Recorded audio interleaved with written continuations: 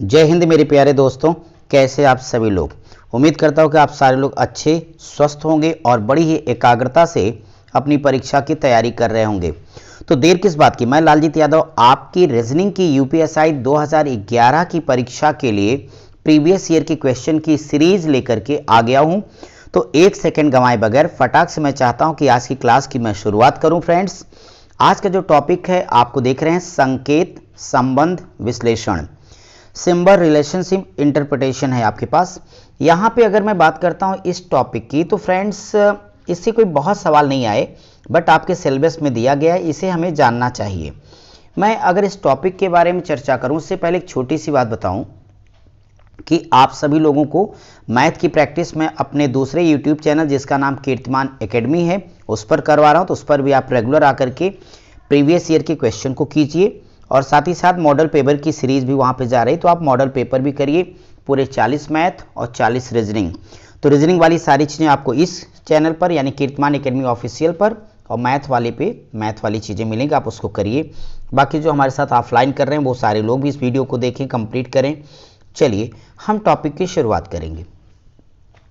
और ये series friends आपके 2021 जो अक्टूबर में आपका एग्ज़ाम लगा हुआ 20 अक्टूबर से लेके 14 नवंबर के बीच के आसपास, तो बहुत उसके लिए इंपॉर्टेंट होने वाले हैं। लास्ट टाइम में ये सब चीज़ें ही आपके सिलेक्शन को श्योर बनाती हैं कि आप क्वेश्चन के नेचर को समझ पाएँ। आप देखते होंगे कि लास्ट टाइम बार बार क्यों कहा जाता है कि भाई अंतिम समय में प्रीवियस ईयर के क्वेश्चन जरूर करो, ताकि आपने जो कुछ पढ़ा है उससे आप एक ट्रेंड से परिचित हो जाते हैं।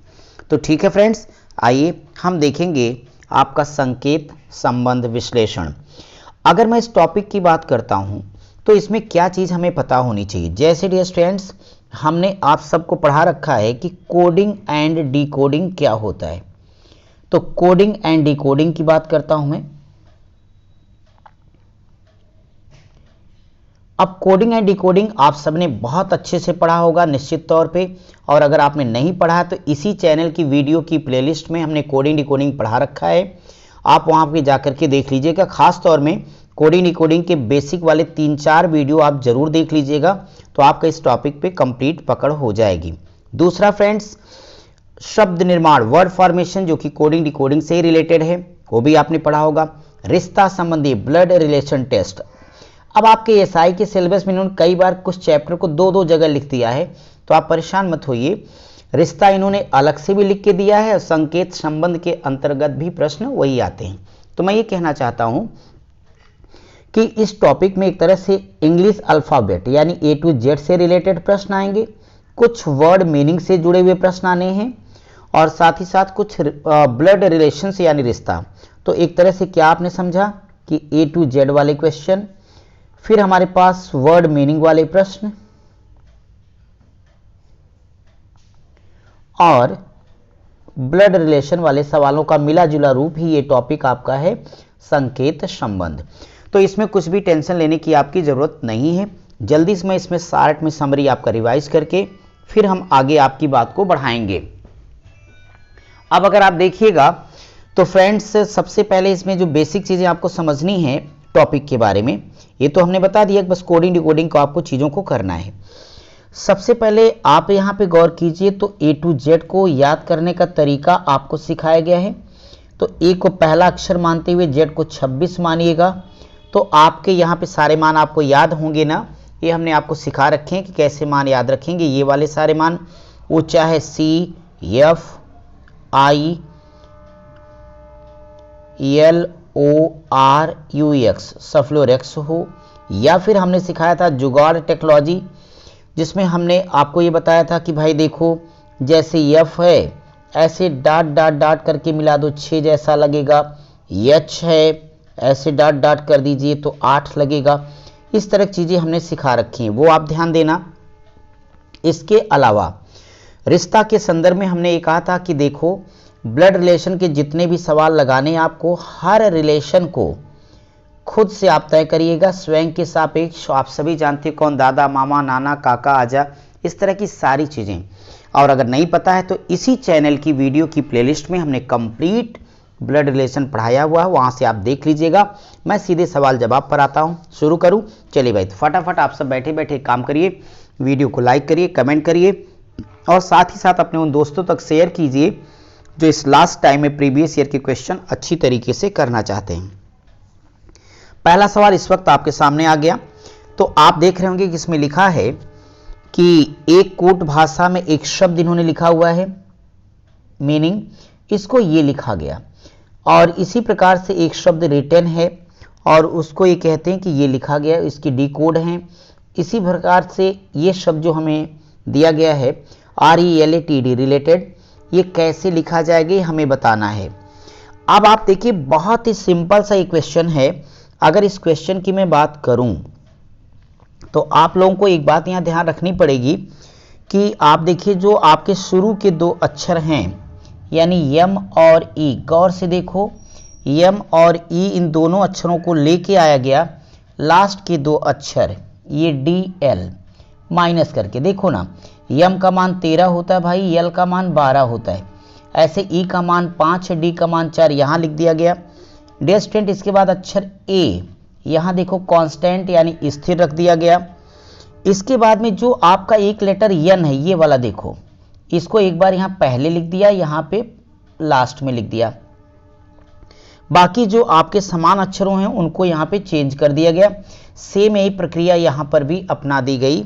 अगर मैं इसी बात को ध्यान में रखते हुए इस क्वेश्चन को सॉल्व करूं तो बड़े आराम से आप लोग इसको रिलेट कर लीजिएगा और आपका ऑप्शन डी करेक्ट आंसर हो जाएगा, सबका हो जाएगा आराम से। चलिए भाई, मैं आपके अगले क्वेश्चन की तरफ आता हूं और किसी तरह कोई डाउट हो तो कमेंट बॉक्स में कमेंट जरूर कीजिए। यहाँ देखो कोडिंग डिकोडिंग का ही प्रश्न है कि H बराबर 8 है, HAT बराबर 29 है, BOX क्या होगा। डियर स्टूडेंट आप सभी जानते हो कि H का मान कितना होता है 8, यानी ये वास्तविक मान यहाँ रखा गया। फिर देखो H का मान 8, A का 1, T का 20 होगा, तो 8 यानी ये 29 आ जाएगा। इसका मतलब ये हुआ कि वास्तविक मानों को रख के जोड़ दिया गया। जो इन्होंने किया वो हम करेंगे, हमें क्या करना है भाई, बॉक्स। अब अगर बॉक्स की बात करूं तो इसमें आप जानते हो कि V की वैल्यू 2 होगी, O का कितना होगा 15 यानी 15, और X है तो 24 यानी 24 होगा। तो यहाँ से अगर हम अपने इस नंबर को ऐड कर लेंगे भाई तो हमारे पास ये कितना आ जाएगा 41 हो जाएगा, और 41 जिस ऑप्शन में है वो हमारा उत्तर होगा, और ऐसा ऑप्शन विकल्प डी है। ठीक है, चलिए फटाफट आगे बढ़ते रहिए। तीसरा सवाल देखो, कितने अच्छे अच्छे सवाल आए आपके लिए, बस एक बार इनकी प्रैक्टिस करिए, सब आंसर आपके क्लियर होते चले जाएंगे। दिया गया नीचे दिए गए अक्षरों को संख्या से चिन्हित किया गया। ठीक है, संख्याओं के सही अनुक्रम यानी हमें सही सीक्वेंस लगाना है जिससे अक्षरों की व्यवस्था करके एक अर्थपूर्ण शब्द, मीनिंगफुल वर्ड या सार्थक शब्द हमें बनाना है। तो प्रिय विद्यार्थियों, यहाँ पे अगर थोड़ी सी आपकी इंग्लिश की वोकेबुलरी या यूं कह लो कि वर्ड मीनिंग स्ट्रांग है तो ऐसे सवाल आपको लगाते हुए जरा भी देर नहीं लगेगी, फटाफट आंसर ले लेंगे। ये जितने अक्षर दिए गए हैं ये उल्टे पुल्टे, इनका प्रयोग करके एक सार्थक शब्द या अर्थपूर्ण शब्द आपको बनाना है। अब जरा सोचिए, जब आप अपने थाने में बैठे हुए होंगे तो बहुत सारे लोग आपको आएंगे बोलने, सल्यूट करेंगे, सल्यूट सल्यूट सर, सलाम सर, सलाम सुना, सलाम। ठीक है, तो सलाम अगर आपको पता है तो यहाँ पे वही साहब सलाम यानी जय हिंद वाली बात आ गई। इसकी अगर हम देखें, इसको अरेंज कर दें तो SALUTE सल्यूट, ये फ्रेंड्स आपका सलाम या नमस्ते के का तरीका हो गया। अब यहाँ हमें सेट करना था कि एग्जैक्टली कौन सा लेटर किस नंबर पे आया। तो आप सब देखेंगे जो आपका यस है वो कौन से नंबर पे है, 5वें नंबर पे आया भाई। फिर ए यहाँ दूसरे नंबर पे लिखा गया है तो ये 2 आपका आ जाएगा। फिर यल कौन से नंबर पे, पहले पे है। इसी प्रकार से आप यू के बारे में देखो तो चौथे नंबर पे है, और अगला हमारे पास टी तीसरे नंबर पे है तो 3 यहाँ हो जाएगा, और ये आपका लास्ट में ई है एफ। इसका मतलब करेक्ट आंसर ऑप्शन बी हो जाएगा, ये आपका उत्तर है। तो आपने समझा, एक अर्थपूर्ण शब्द बनाना था। ये कह रहे थे कि हमने नंबरिंग की है, वो नंबरिंग आप सेट करके बता दो, तो आप सेट कर देंगे तो आपका विकल्प भी करेक्ट आंसर हो जाएगा। चलिए फ्रेंड्स, अगले सवाल पर आता हूं। अगर मैं क्वेश्चन नंबर 4 की बात करता हूं तो यह भी एक आसान सा प्रश्न है। ध्यान से देखो, निम्नलिखित 4 विकल्पों में से एक का चयन करें जो दूसरी जोड़ी को पहली जोड़ी के अनुरूप बनाता है।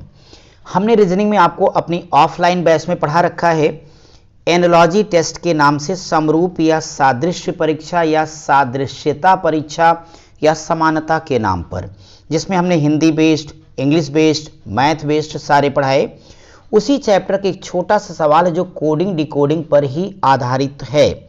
अगर मैं इसे देखूं तो देखो ना कितना आसान है। डी ए को लाके ए डी लिख दिया गया, यू एन को लाके एन यू लिख दिया गया, देख पा रहे हैं सब लोग। टी आई को लाके आई टी कर दिया गया, एन जी को लाके जी एन, यानी जो घराती वही है बराती की और कपड़े बदल के खाने बैठ गए, यानी दो दो अक्षरों को लेकर के डिकोड किया गया। हमें इसका डिकोड करना डियर स्टूडेंट्स, तो पी यू को क्या लिख सकते हो, यूपी लिख सकते हो। डबल जेड उल्टा सीधा एक ही बात होगी, डबल जेड ही हमारे पास होगा ये। इसके बाद में हमारे पास ये क्या भाई, एल आई है तो ये हो जाएगा I L, N G last में बचा तो ये हो जाएगा जी एन।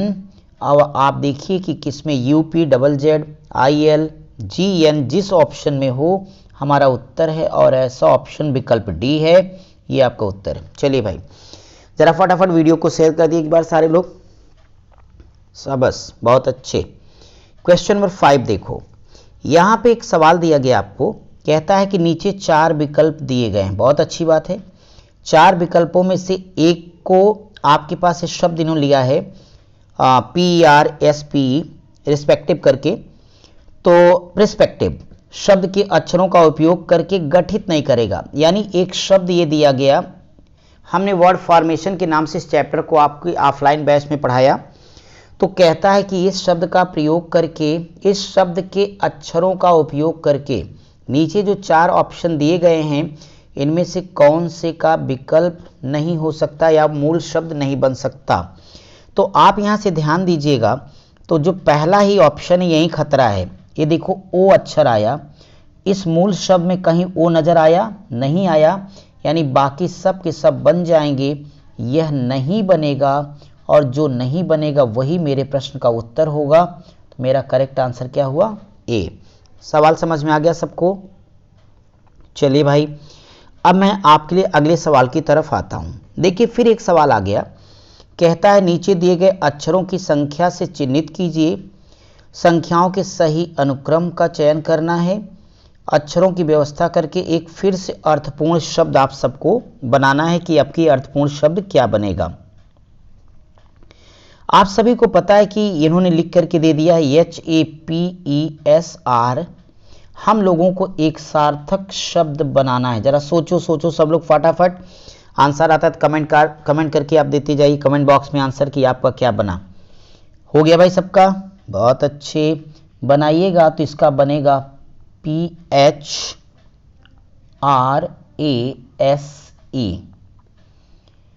आपका ये मीनिंगफुल वर्ड बन गया भाई। अगर इसके मायने समझा जाए तो इसका मतलब होता है व्यक्त करना। तो चाहे कहिए व्यक्त करना या पूरा करना। तो ये आपका क्या हो गया, एक तरह से फ्रेज हो गया शब्द। तो PHRASE जिसका मतलब है व्यक्त करना या पूरा करना। हमें नंबरिंग बतानी थी। अगर मैं नंबरिंग की बात करता हूं फ्रेंड्स, तो इस शब्द को जो हमने बनाया उसके अकॉर्डिंग आप ध्यान से देखिएगा। तो हमारे लेटर में जो हमने रखे हुए थे उसमें था 3 1 6 हमने लिया। स्पेलिंग आप देखते जाओ 2 5 4। ऐसा ऑप्शन कौन सा भाई, विकल्प डी है। ठीक है, चलिए अब मैं अपने नेक्स्ट क्वेश्चन के बारे में बात करता हूं। उसी पैटर्न का सवाल आया, क्या है, अव्यवस्थित अक्षरों वाला एक शब्द दिया गया, अक्षरों के ऐसे सही क्रम का चयन करें जिन्हें जोड़कर सही शब्द यानी सार्थक शब्द बनाया जा सकता है। तो आप सारे लोग एक्टिव है ना पढ़ने के प्रति, बहुत अच्छे, वही बनेगा भी एक्टिव। तो ACTIVE ये तो आप सभी ने लपक लिया होगा, एक्टिव बनेगा। शब्द आसान था, हम लोगों को नंबरिंग करके देनी थी। तो अगर हम एक्टिव की नंबरिंग अपने से कर दें तो आपको पता है इसको हम पहली जगह पर रखेंगे, टी को दूसरी जगह पर, ई 3 होगा, वी को चौथी जगह पर, आई को 5 और सी को 6। जब हम डी कोड करने आएंगे तो एक्टिव में जो हमने लिखा ए, तो ए का 1 हो जाएगा। फिर हमने सी लिखा तो सी हमारा यहाँ 6वें नंबर पे भाई, सी 6 हो जाएगा हमारा ये। इसके बाद हमने टी लिखा, दूसरे नंबर पर है। आगे हमने आई लिखा, ये 5वें पर होगा। फिर वी 4 और ई 3। तो यानी ऐसा ऑप्शन अगर ढूंढा जाए तो सी नजर आएगा 1 6 2 5 4 3, बिल्कुल सही। चलिए भाई नेक्स्ट क्वेश्चन पर आ जाइए। अब देखिए कितना अच्छा सा सवाल है। कहता है कि किसी कोड में PAN को 31, PAR को 35, PAT को कैसे लिखोगे।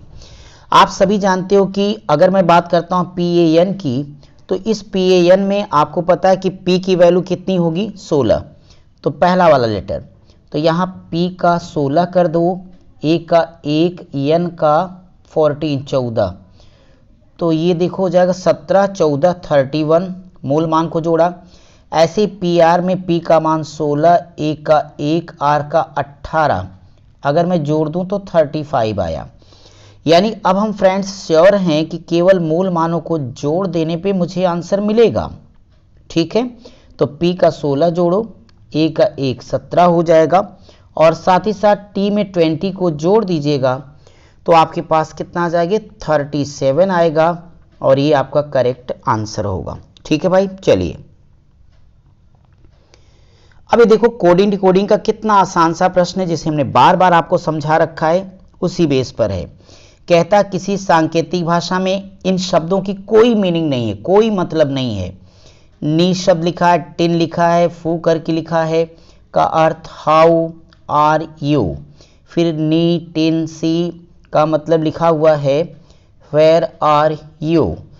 तो वेयर का कोड बताना है। डियर स्टूडेंट, अगर यहाँ मैं बात करता हूँ तो देखो वेयर शब्द कहाँ आया, ये आया यहाँ पे वेयर, ये हमें बताना है। इसके साथ आर और यू बाकी के समीकरण में कॉमन होंगे और वही मेरे उत्तर हो जाएंगे। तो आप देखेंगे कम से कम एक चीज़ समझ में आई कि एन ई यहाँ पर भी है, एन ई यहाँ पर भी है, दोनों में कॉमन हो गया। इसी प्रकार से टिन यहाँ पर भी है, यहाँ पर भी है। तो आपने बहुत आराम से देख लिया कि ये दोनों कॉमन चले गए। तो यहाँ से बचा क्या, यहाँ से सी बचा, यहाँ से वेयर बचा। तो टेंशन की क्या बात, यही आंसर होगा विकल्प ए। चलिए भाई मैं आपके नेक्स्ट क्वेश्चन के बारे में चर्चा करता हूं। देखो ब्लड रिलेशन आगे फिर चैप्टर में पढ़ाऊंगा डिटेल में, और चैनल पे पढ़ा ही चुका हूं। एक सवाल आया उसे देख लो। कहते हैं रंजना का परिचय कराते हुए अजय ने कहा वह मेरे दादा की इकलौती पुत्री। दादा कौन होता है भाई, पिताजी के पिताजी। दादा की इकलौती पुत्री, दादा की इकलौती पुत्री को क्या कहते हैं, बुआ। लगाने की भी जरूरत नहीं है, तो दादा की इकलौती पुत्री बुआ कहलाती हैं, वो बुआ होंगी, और बुआ ही आपका उत्तर हो गया। चलिए भाई अगले सवाल पे। अगर मैं आपकी क्लास का नेक्स्ट क्वेश्चन देखता हूं तो लिखा है कि सुषमा रश्मि से धनी, हम ग्रेटर देन का निशान लगा देते हैं। तो सुषमा किससे धनी है भाई, रश्मि से। तो यहां लिख दो सुषमा रश्मि से धनी है, बड़ी खुशी की बात। तो यहां रश्मि को हमने लिख दिया। फिर आगे ये कहा गया जबकि आनंद प्रिया से अमीर है। तो अच्छी बात, ये आनंद है, इसके पास प्रिया से ज्यादा पैसा है। ठीक है, अरुण रश्मि जितना अमीर है। अगर अरुण रश्मि जितना अमीर है तो टेंशन नहीं, रश्मि और अरुण दोनों का एक बराबर पैसा हो जाएगा। तो यहां हम अरुण को लिख देते हैं। अब आप पूरा प्रश्न आगे देखें। शोभा सुषमा से अमीर है, तो यानी शोभा इसके पहले आ जाएगी, कोई दिक्कत नहीं। अब कह रहे हैं इस कथन के आधार पर, तो एक बार फिर से देखो, कहा गया कि कौन इसमें धनी है, अमीर है। मैं एक बार फिर से डायग्राम बना दूं तो पूरा प्रश्न पढ़ने के बाद आपको क्लियर हुआ कि सबसे अमीरों के नाम में शोभा आती है। शोभा से कम धन अगर किसी के पास है तो सुषमा के पास है, सुषमा से कम पैसा रश्मि के पास है, और रश्मि का जितना पैसा है उतना अरुण के पास भी पैसा मेरे भाई। अरुण से कम पैसा आनंद के पास है और उससे कम प्रिया के पास है। अब सवाल ये है कि कौन सा कथन सही है। तो जितने ऑप्शन लिखे गए उसमें से दिख रहा है कि अरुण क्या है, सुषमा से गरीब है। देखिए सुषमा यहाँ है, अरुण यहाँ है और इसके पास नो डाउट पैसा कम है, तो विकल्प सी आपका करेक्ट आंसर होगा, सी वाला। चलिए भाई हम अपने नेक्स्ट क्वेश्चन पर आएंगे। आपको लिखा है कि नीचे 4 विकल्प दिए गए, 4 विकल्पों में से एक आपके पास जो शब्द लिखा गया है कि अक्षरों का प्रयोग करके नहीं बनेगा, यानी जो दिया गया शब्द है इसका प्रयोग करके विकल्पों में से 3 बनेंगे, एक नहीं बनेगा। कौन वो है जरा सारे ढूंढो। तो यानी देखो पहले विकल्प के सारे अक्षर मूल शब्द में हैं, दूसरे के भी सारे अक्षर हैं, लेकिन तीसरे वाले में देखा जाए तो इसमें एक सज्जन ही आगे बीच में जी, तो जो जी है वो कहीं भी मूल शब्द में नहीं है। इस नाते मूल शब्द के अक्षरों का प्रयोग करके कम से कम इसको तो नहीं बनाया जा सकता, जबकि ये बन जाएगा डी वाला। तो करेक्ट आंसर क्या हो जाएगा, सी वाला ऑप्शन। ठीक है फ्रेंड्स, तो आपके प्रीवियस ईयर के इस टॉपिक के अंतर्गत अभी तक कितने ही सवाल पूछे गए, इसमें हमने इसे कंप्लीट कर लिया। प्रीवियस ईयर के जितने क्वेश्चन एक एक टॉपिक में, एक वीडियो में एक टॉपिक हम फटाफट कवर करते जा रहे हैं, आप उसे कर लें। बाकी डिटेल में पढ़ना है तो आपके पास वीडियो पड़ी उसको देख लीजिए।